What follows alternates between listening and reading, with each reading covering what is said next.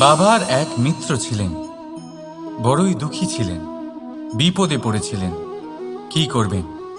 ব্যবসা ভালোভাবে চলছিল না, বাড়িতে শান্তি ছিল না, সমস্ত জায়গায় ক্ষতি হচ্ছিল। তাই উনি একজন জ্যোতিষীকে দেখালেন। জ্যোতিষী বললেন, আপনার যে বাড়ি আছে সেটা আপনার জন্য অশুভ, আপনার এই বাড়ি পাল্টে ফেলুন। উনি বাড়ি পাল্টে ফেললেন, তবুও ওনার সমস্যার সমাধান হলো না।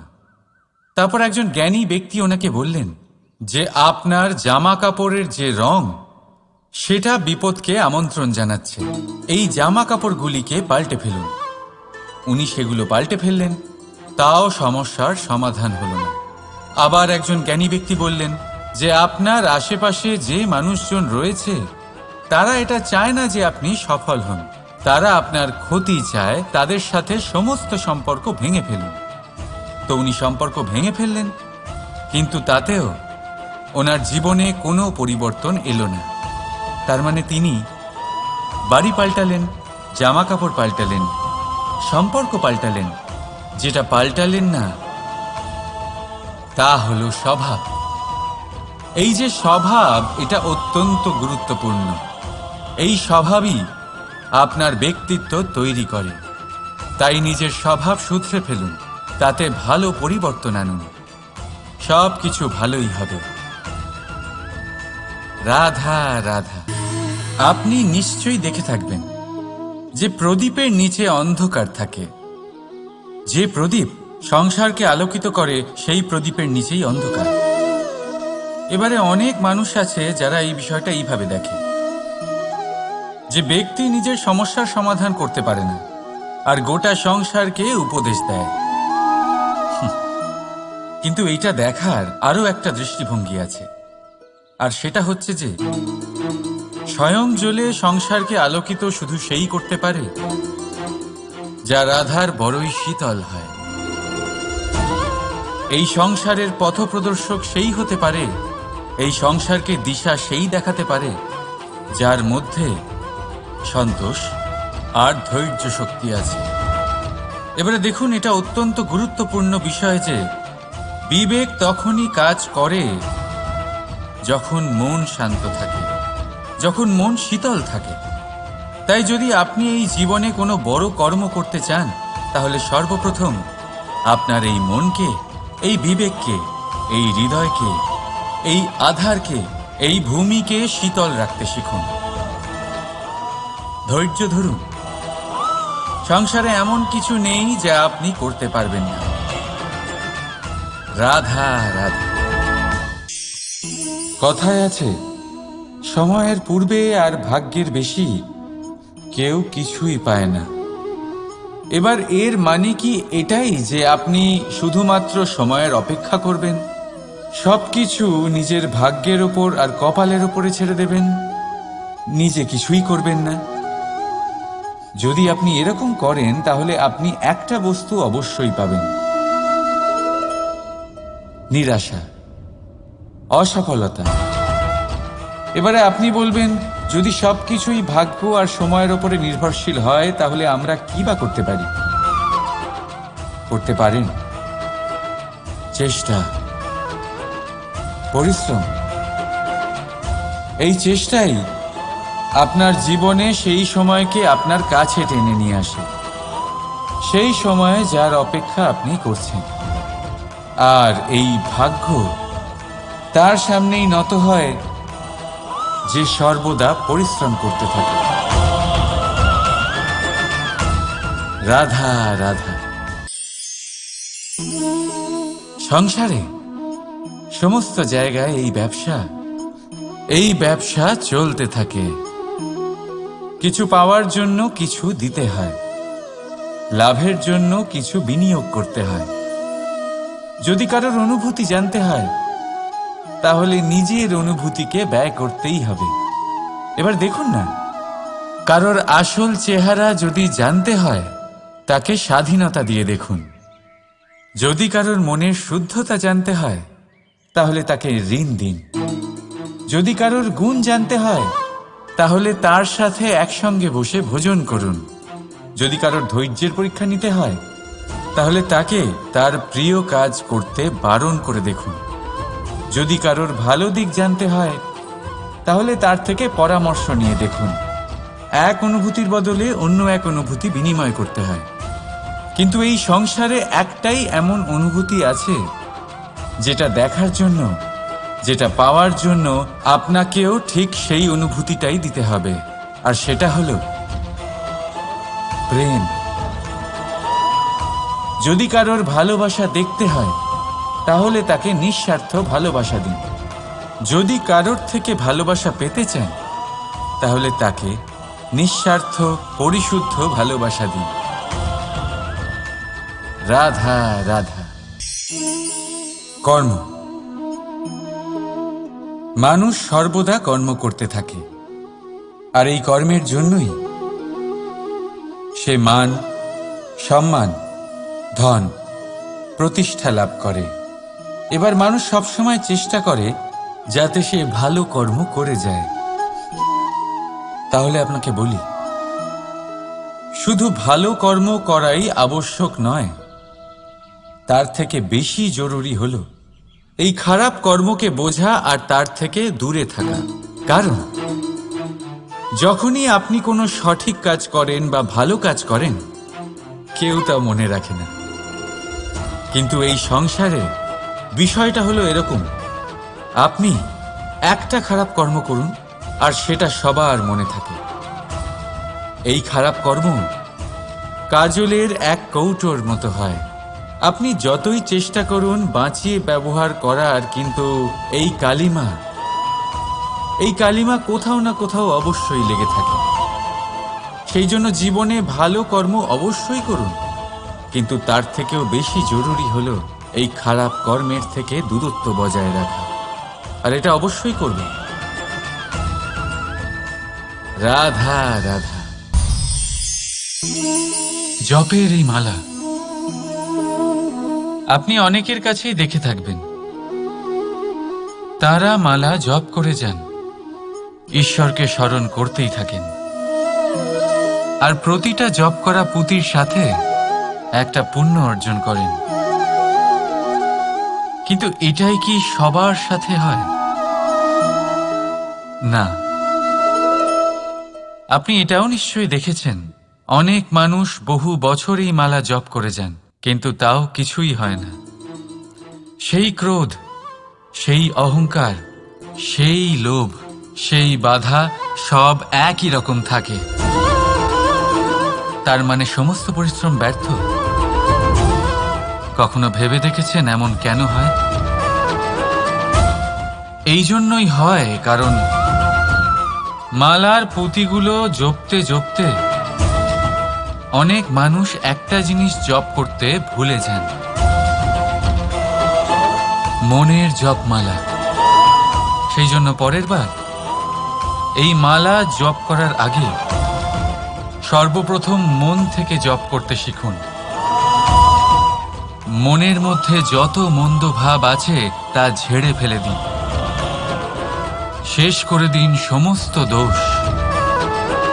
তবেই আসবে শান্তি, তবেই পাবেন সন্তুষ্টি, আর তবেই পাবেন প্রেম। রাধা রাধা। ঘাসের কণা কত ছোট, কত হালকা, এত অবলা যে একে নিয়ে বাগধারা হয়। কিন্তু ভাবুন, যদি এই ঘাসের কণা হাওয়ায় উড়ে এসে আপনার চোখে পড়ে, ভয়ঙ্কর কষ্ট হবে আপনার চোখে। ভাবুন, যদি এই কণা আগুনের ফুলকি হয়ে জ্বলে ওঠে, সমস্ত জঙ্গল পুড়িয়ে ছারখার করতে পারে। এই ছোট ঘাসের কণা। তাই মনে রাখবেন, জীবনে কারোর আকার দিয়ে বিচার করবেন না, আর কখনো নিজের ছোট হওয়া নিয়ে কষ্ট পাবেন না। কারণ ছোট অস্তিত্ব সময় হলে বড় বড় অস্তিত্বকে সমাপ্ত করে দিতে পারে। তাই নিজের থেকে বড়দের সামনে কখনো নিজেকে ছোট মনে করবেন না, আর নিজের থেকে দুর্বলদের কখনো অপমান করবেন না। যে যেমনই হোক, সে তেমনই সুন্দর। এই রচনার সম্মান করতে শিখুন। রাধা রাধা। আমার চারিপাশে এই গাছপালা, এই লতা পাতা, এই পুষ্প দেখছেন আপনারা? সত্যি সুন্দর না? কারণ এইগুলি আপনারা স্বচক্ষে দেখেছেন। ঠিক এইভাবেই যখন প্রেমের কথা ওঠে, লোকে কারোর একটা মুখ স্মরণ করে নেয়, সেই নেত্র, সেই হাসি, চেরা ভুরু, ঘন কেশ। কিন্তু সত্যি এটাই কি প্রেমের অস্তিত্ব? না, এইগুলো সেই শরীরের অস্তিত্ব যা আমাদের চোখ দেখেছে আর আমরা মন থেকে মেনেও নিয়েছি। কিন্তু প্রেম, প্রেম ভিন্ন।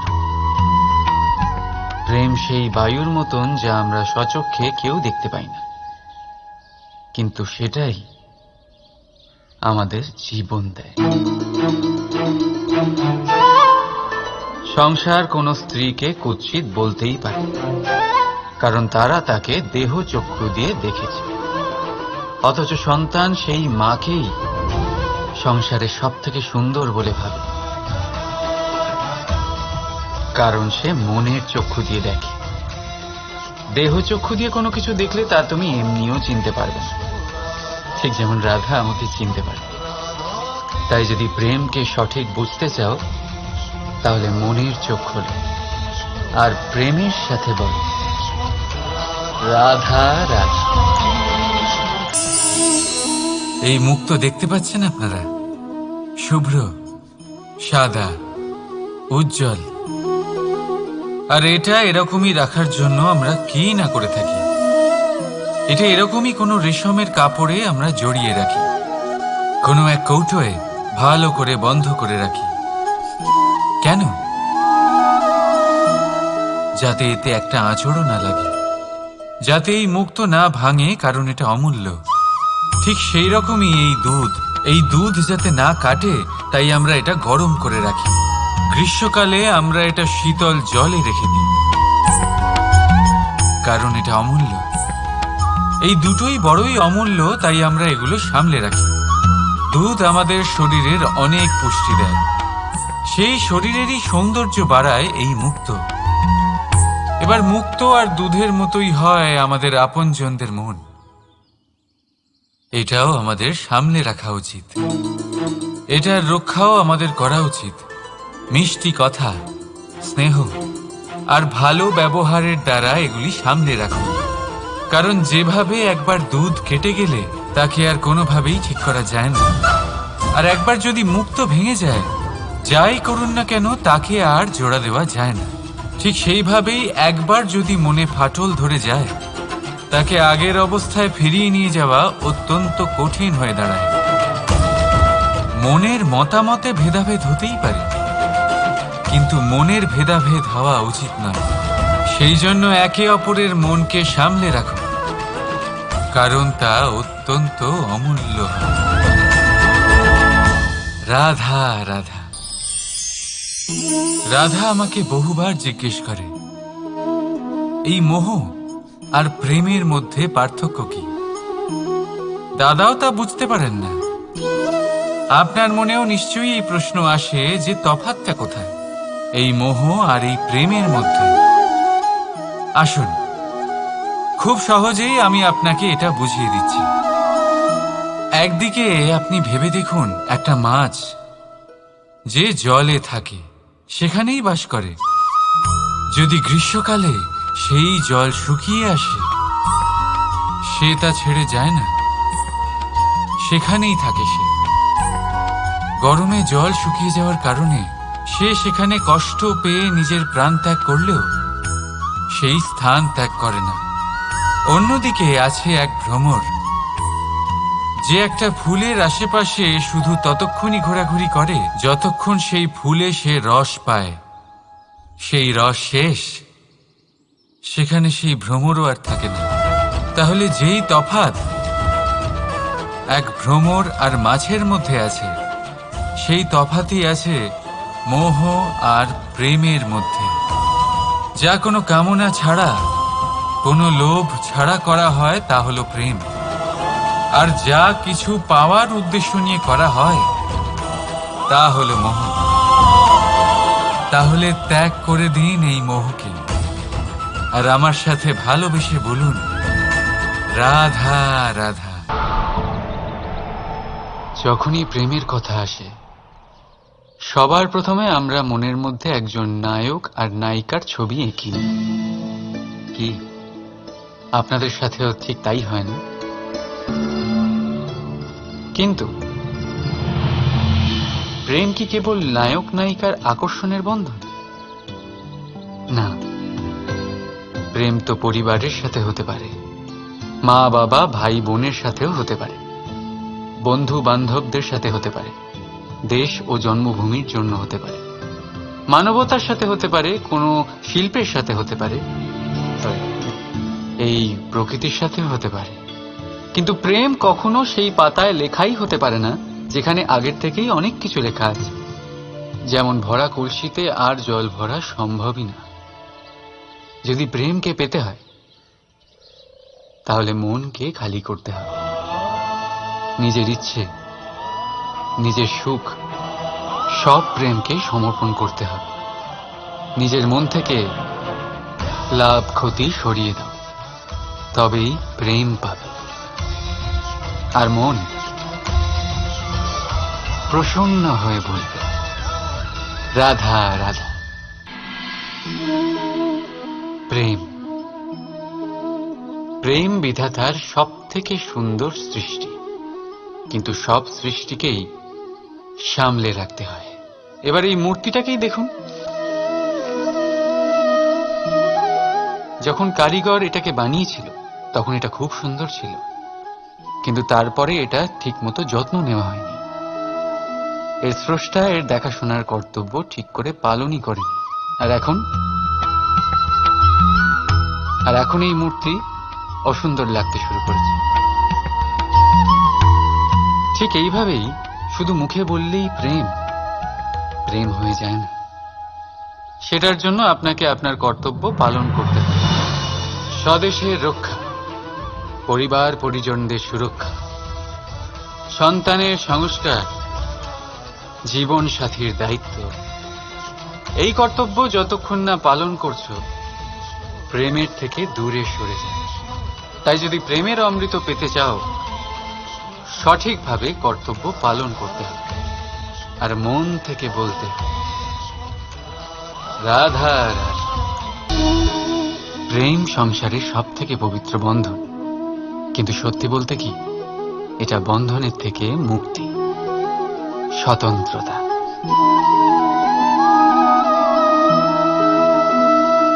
বুঝলেন না? বোঝাচ্ছি। যদি কেউ আপনার প্রেম অস্বীকার করে, যদি কেউ আপনার প্রেম বুঝতেই না পারে, তাহলে কি হবে? কেউ উদাস হয়ে যাবে, কেউ ছলনা করে প্রেম পেতে চাইবে, আর কেউ বল প্রয়োগ করে প্রেমের ওপর অধিকার ফলাতে চাইবে। কিন্তু এটা আবশ্যক নয় যাকে আপনি ভালোবাসবেন সেও আপনাকে ভালোবাসবে। কারণ প্রেম কোনো বস্তু নয়, না রাজ্য না ধন যেটা আপনি বল প্রয়োগ করে নিজের বশে আনবেন। প্রেম হলো সেই শক্তি যেটা আপনার সমস্ত বন্ধন খুলে দিতে পারে, কিন্তু নিজে কোনো বন্ধনে আটকা পড়ে না। তাই যাকেই আপনি ভালোবাসেন তাকে স্বতন্ত্র ছেড়ে দিন, কারণ স্বতন্ত্রতাই সেই গুণ যা প্রত্যেক প্রাণীর সবচেয়ে প্রিয়। প্রেম যদি সত্যি হয় তাহলে সে অবশ্যই বুঝতে পারবে। ততদিন নিঃস্বার্থভাবে প্রেম করে যাবে। একদিন দ্বার খুলে যাবে আর প্রেম প্রবেশ করবেই, আর মন সুপ্রসন্ন হয়ে বলবে রাধা রাধা। ভয় সবাই পায়, সেটা পশুও হতে পারে, পাখিও হতে পারে, আবার মানুষও। বাস্তবে মানুষ এই ভয়কে সাথে নিয়েই জন্মগ্রহণ করে। তাহলে এই ভয়কে ভয় কিসে? আর ভয় যদি এতটাই খারাপ হতো তাহলে তা নিয়ে আমরা কি জন্মগ্রহণ করতাম? বাস্তবে ভয় আমাদের এগিয়ে যাওয়ার জন্য প্রেরণা দেয়। এবার দেখুন না, প্রাণ যাওয়ার ভয় আপনাকে নিজেকে সুরক্ষিত রাখার প্রয়াস করায়। অপমানের ভয় নিজেকে সঞ্চালন করতে সাহায্য করে। কোনো প্রিয়জনকে হারাবার ভয় তার জন্য কর্তব্য পালন করার প্রেরণা দেয়। কিন্তু এই ভয় খারাপ তখন হয়ে যায় যখন এই ভয় আপনাকে কাবু করে ফেলে। এটার জন্য আপনি কিছুই করতে পারেন না। তাই যদি এই ভয়কে কাজে লাগাতে হবে, আপনাকে নিজেকেই এই ভয়কে কাবু করতে হবে। তাহলে ভেঙে দিন এই ভয়ের সীমা। নিজের আত্মা ছাড়া আর কারোর কাছে মাথা নত করবেন না। আর মনে রাখবেন, যখন অন্ধকারকে ভয় পাওয়া ছেড়ে দেবেন, তখনই প্রদীপ হয়ে জগতে আলো ছড়াতে পারে। রাধা রাধা।